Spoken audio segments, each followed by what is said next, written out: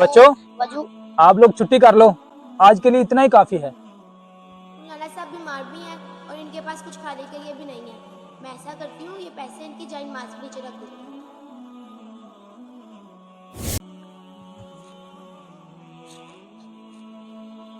या अल्लाह तेरा शुक्र है।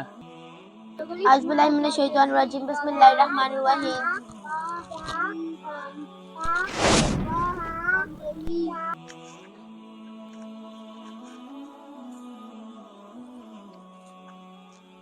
या अल्लाह तेरा शुक्र है।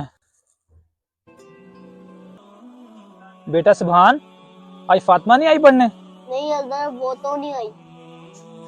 अरे आज तो मेरे पास पैसे भी नहीं है, मैं खाना कैसे खाऊंगा?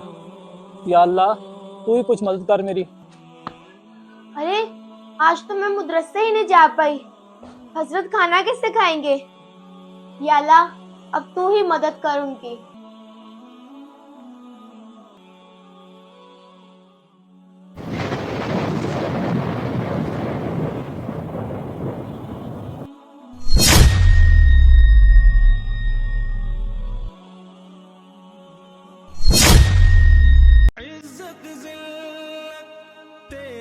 अगर आपको हमारा मैसेज अच्छा लगे तो शेयर लाजमी करें।